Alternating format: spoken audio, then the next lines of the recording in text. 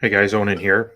So I have a few minutes. I'm waiting for my wife to get back. She's taking one of our boys out to get his driver's permit. This will be the what fourth fourth driver we've had, and I've got the youngest in the room next to me. So if you hear um, some noise break out, that's what's going on. So we'll squeeze this in before she gets out of control. Um, so the topic today is sexual satisfaction even possible in Catholic marriage? And it's something that I've kind of thought about, and I probably touched on a little bit in some prior episodes when Joan and I have been talking, but you know, it's something that in my experience, I would say the answer is no. And there could be a variety of explanations for that. It could just be um, the circumstances of our marriage, our relationship. Maybe my expectations are too high. Um, Maybe we just never truly are satisfied. But when before we got married and when we were learning natural family planning, and I was kind of listening to all of the sort of NFP bobos, it certainly was my impression that marriage was not endless sexual dissatisfaction, that there would be times of abstinence and those would be difficult, but that you would more or less be fulfilled the rest of the time. When you are able to be intimate, that you would just naturally um, do it as often as you wanted. And that, at least in my experience, and I think this is true for most people, at least for most men, has not been the case. And I'm not even here to whine and complain about it, but just stating I think, a pretty clear observation.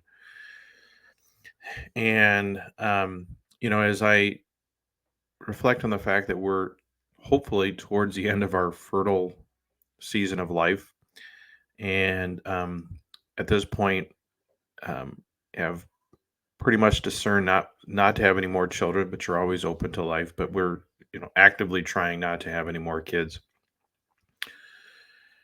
You know, the biggest barrier, other than the NFP, which you know creates periods of abstinence, but even during the so-called go times, there's just a lot of barriers to intimacy. Children, family life are probably at the top of the list. Probably second on the list is quite honestly just the difference in desire. Um, I don't think that's ever going to change. And even as my wife has become more aware of how we look at things differently, it is still a sort of a constant effort on her part to make intimacy a priority, even during the infertile times. Whereas for me as a guy, it's just naturally there. It's always there at the top of the list. Nothing ever changes that. And so, you know, you are sort of in the situation where either you or your wife has to remind herself, oh, by the way, I know this isn't on your mind, but this is something important. This is something we need to do. And so, even during the infertile times, it's always been less frequent than I would like. Probably the closest we ever got um, was about a year and a half ago. Here comes the youngster. About a year and a half ago, my wife and I, something happened in our marriage, and we were forced to talk about this. Oh man! Hey, can you not jump on there? We were forced to talk about this, and for about 4 or 5 months, my wife made a heroic effort, and we basically had a plan of every 4 days, and we pretty much stuck to that. That we were in a extended infertility as a result of our last child, and when my wife is breastfeeding, the infertility lasts a good, well over a year for the most part. And so even under that circumstance where we really didn't have to worry about NFP wasn't an issue because we weren't having cycles, it was about all we could do to get on a schedule of once every 4 days, and even that, if I'm being honest, isn't really like it it really takes away PMAS for the most part, and the sort of urge to take other measures to get a release were pretty much gone, for the most part, but there's always a there's always a longing for more, and maybe that again, maybe that is just maybe it isn't maybe it not isn't really possible to feel fulfilled, but I don't know. If it was a daily occurrence, I have a hard time thinking that that would not be very fulfilling and satisfying, but be that as it may, that window was the closest we've come, and then really after that, outside of that, excuse me, it's always been once a week, once every 10 days.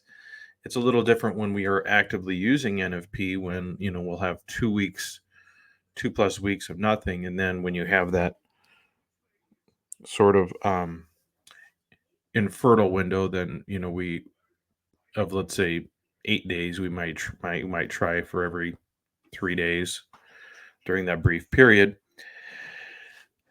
But, you know, part of me wants looks forward to the post fertile season of our life, after menopause. But I know that that brings its own um, can of worms. It is its own major barrier. So now I have a wife. I'll probably have a wife who has even less desire than she does now, and I expect that the difficulties of finding a decent balance is going to become even more acute, even as our kids get older and those barriers to intimacy become less and less.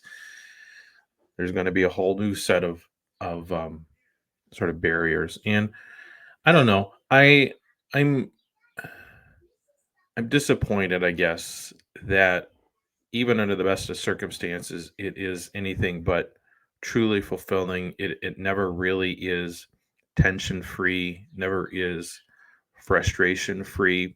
And I did not realize that was going to be the case. That certainly isn't what, those involved in pre-marriage, NFP instructors and all that. That's certainly not the flavor I got, but I'm telling you, that's the way it is. Like unless you, if I just think if you are a reasonably fertile couple, and you are a reasonably healthy, um, vibrant man, you are going to be in a constant state of some level of sexual frustration. The only question is how bad is it going to be? I so that is just something that has to be said. And again, I'm not even it's an observation, and I don't know what that observation does or doesn't really change anything for the most part, because as Catholics our options are so severely limited anyway that I'm just kind of shouting into the abyss, I guess. But um it has to be said, like there is what here's what I would say to those that really push back at the idea of contraception, for example, which is something I have no experience with. But those that even push back at the idea of liberalizing what couples can and can't do during the infertile times, I just think, they always warn, oh, you're going to become hedonists and all this and that, and I don't know, maybe, but